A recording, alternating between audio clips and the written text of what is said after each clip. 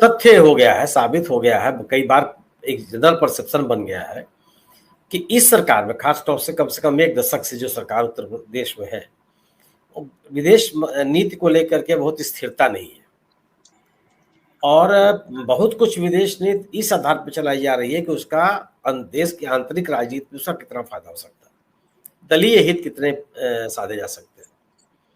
चीन को लेकर के कितनी बातें भारतीय जनता पार्टी के द्वारा कही जाती रही, पूर्ववर्ती सरकारों के द्वारा जो नीतियां अख्तियार की गई थी उसकी कितनी आलोचना होती रही।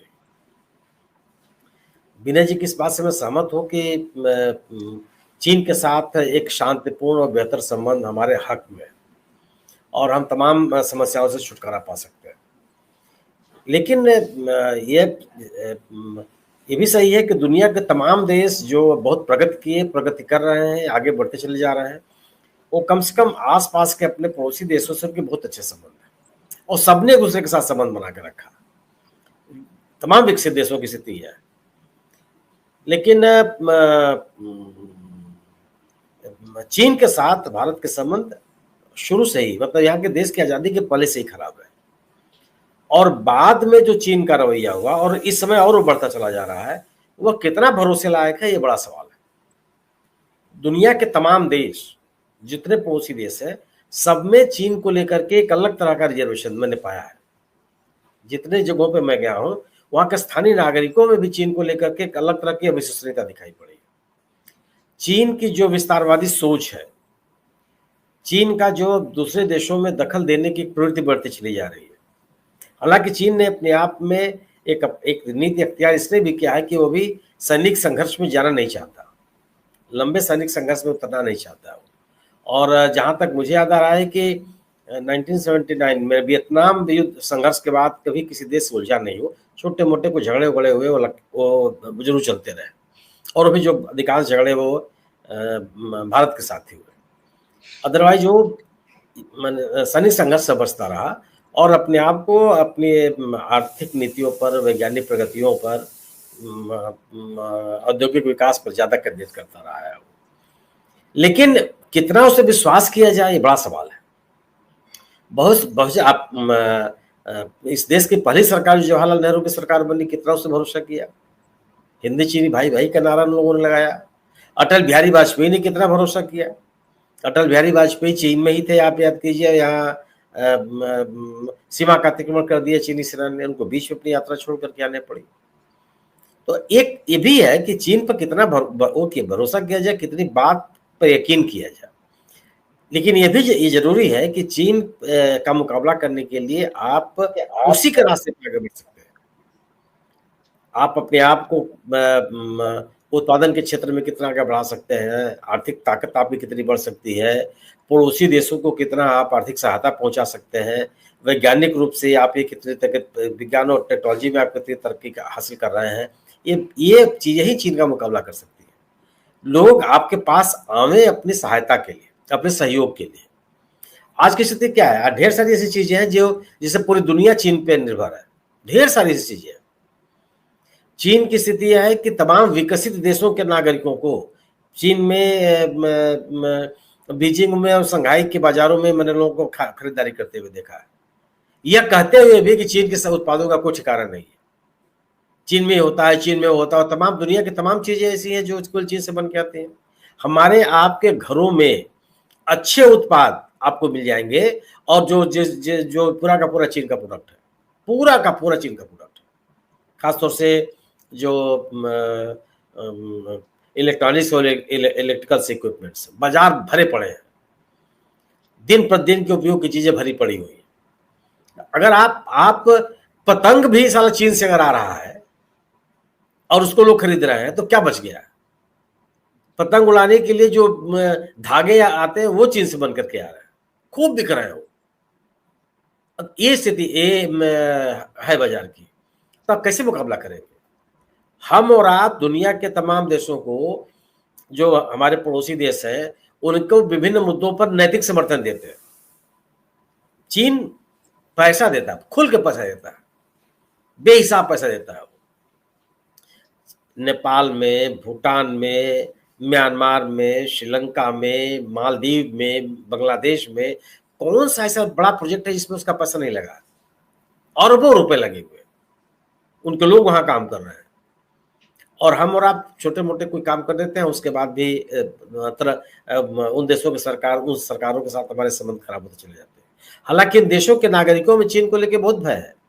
मैंने म्यांमार में भी देखा है, मैंने कोलंबो में भी देखा है, मैंने भूटान में भी देखा है, नेपाल में के नागरिकों में भी देखा, जो लेकर के बड़े आशंकित रहते हैं कि चीन का सहयोग तो ठीक है, उनकी दैनिक जीवन की बेहतरी में बहुत सहायता मिल जाती है, लेकिन वो कितना भरोसे लायक देश है। सुनील सर, चीन का मैं कहता हूँ कि चीन जो है वो लुटिया पठान है। वो आप उसको किसी भी चीज के लिए आप पैसे ले सकते हैं उससे, लेकिन वो वसूली जो करेगा उसमें आपकी इज्जत की बिल्कुल परवाह नहीं करेगा कि आपकी परवाह नहीं करेगा, कब्जा कर लेगा पूरा। और ये तो मतलब ये भौतिक चीजों की बात कही विजय जी, लोग भाई, और लोगों के ने का ये कहना है कि हमारी सभ्यता रहेगी नहीं, संस्कृति रहेगी कि नहीं रहेगी, परंपराएं मान्य होंगी कि नहीं होंगी। पाकिस्तान का उदाहरण है सर, वहां से बहुत सारी क्रिश्चियन लड़कियों को ले जाया गया बरगला करके विवाह के लिए। वहां जो पॉपुलर डेमोग्राफिक इम्बैलेंसेस है उसके चलते वो पाकिस्तान में एक मुद्दा रहा है, खबर चलती रही है इसकी। मैं देखा हूं। और एक छोटा सा मैं आपको उदाहरण दो दिनेश जी, नेपाल में भूकंप आया, दुनिया के तमाम देश तुरंत काठमांडू पहुंच गए वहां सहायता पहुंचाने के लिए, राहत और बचाव कार्यों के लिए। भारत सबसे पहले पहुंचने वालों देशों में था। मैं बहुत विश्वासपूर्वक आपसे कह सकता हूं कि भारत ने तकनीकी सहयोग, रेस्क्यू ऑपरेशन, रिहेबिलिटेशन और भूकंप से प्रभावित नागरिकों को तत्काल सहायता पहुंचाने का मैं अद्वितीय काम किया, अद्वितीय, मैंने अपनी आंख से देखा है। लेकिन चीन की उपस्थिति जो थी वह जबरदस्त हो गई। मैं उदाहरण आपको दे रहा हूं, चीन जो विस्थापित लोग थे, जिनके घर मकान टूट गए थे, अपने गांव छोड़ करके निकल गए थे, लोग खुले मैदान में रह रहे थे, उनके लिए उसने एक टेंट बना के दिया। टेंट की क्या स्थिति थी कि बस उसमें सब कुछ लपेटा हुआ था कि आप निकाले, उसमें 4-4-5 डंडे लगे हुए हैं, नीचे बिछाने के लिए पॉलिथीन है, प्लास्टिक की चीज है, और खट से खड़ा हो गया, एक झोपड़े की तरह से बन के खड़ा हो गया। उसमें कुछ भी आपको नहीं करना है। हम क्या दे रहे थे उनकी तुलना में 100 गुना बेहतर तिरपाल। उसकी कोई मतलब उसकी क्वालिटी में कोई समझौता नहीं किया जा सकता था। लेकिन सवाल यह था कि तिरपाल आदमी टांगेगा कैसे, वो रस्सी कहां से लाएगा, खूंटी कहां से लाएगा, कैंची कहां से लाएगा। वही सर सुनील, जो चीन की जो स्टाइल जो है ना फंक्शनिंग का, और उनकी स्ट्रेटेजी ही अलग है। पूरी दुनिया जानती है कि वो चीन जो है वो वॉल्यूम पे काम करता है, मार्जिन पे काम नहीं करता। तो कम बहुत मार्जिन, हाई वॉल्यूम।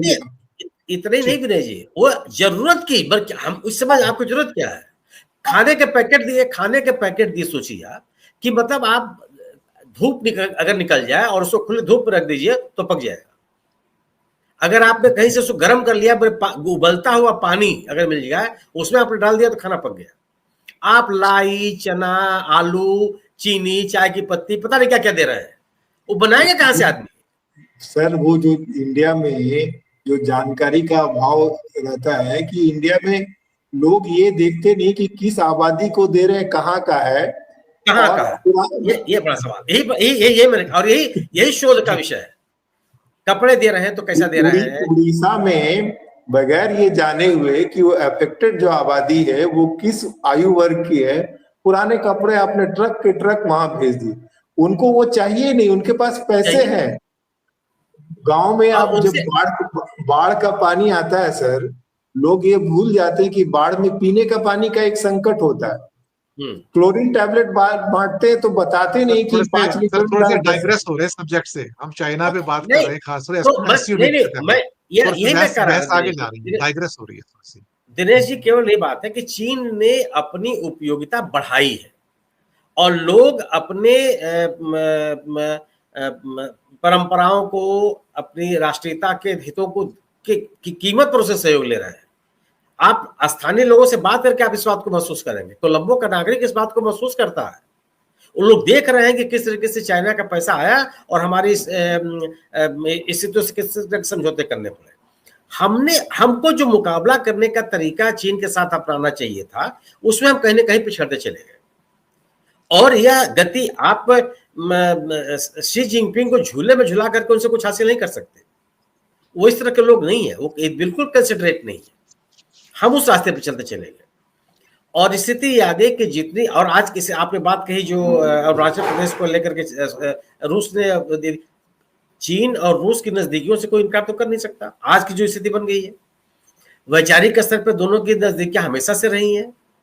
आज और अपने डिप्लोमेटिक, कूटनीतिक और व्यवहारिक जरूरतों के लिए और नजदीक आगे चले गए।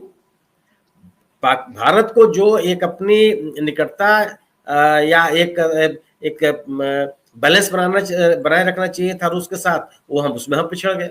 हम बाकायदे अमेरिका की तरफ झुकते हुए दिखाई पड़े। ये हमारे आपके सामने है। तो हमने बहुत कुछ चीजें ऐसी है जो अपनी, जब विदेश नीति की निरंतरता अपनी खत्म हो गई, आपकी विदेश नीति को आप अपने दलीय हितों या आंतरिक राजनीति के लाभान के हिसाब से आप चलाने का प्रयास करने लगे, जो परंपरागत हमारे मूल्य और मान्यताएं रही हैं उसके अनुकूल आप नहीं खड़े हुए, और जो आपकी साख रही है, एक लोकतांत्रिक देश के रूप में आपकी साख रही है, वो खत्म हुई। लोकतांत्रिक मूल्यों परंपराओं को मानने वाले देश के रूप में आपकी जो साख रही है वो खत्म हुई। प्रेस की आजादी को लेकर के दुनिया में आपका जो डंका बजता था उसमें आप गिरते चले गए।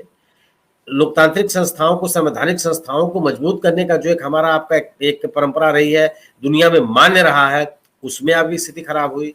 तो एक जो मॉरल पावर थी, एक सॉफ्ट पावर की स्थिति आपकी थी, वो भी खराब होती चली गई। अब प्रेम खांडू साहब का बयान क्या है, ये जो बयान उनका है, इस पे आपको बोलने की कोई आवश्यकता नहीं है। किरण रिजिजू तमाम बयान देकर के वो वापस चले आए। उन्होंने कहा कि नहीं, भारत सरकार से कोई मतलब नहीं। और आप चीन के मामले में बयान दे रहे हैं। क्यों बयान दे रहे हैं? वह अपने राज्य की जरूरतों के हिसाब से बयान दे रहे हैं।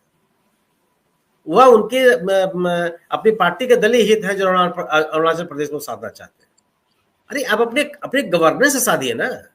इस तरह के बयान निश्चित रूप से मतलब है कि आप चाइना का जवाब दीजिए। चाइना अरुणाचल प्रदेश के तमाम इलाकों का रीनेमिंग कर देता है, उसका प्रतिकार कीजिए आप।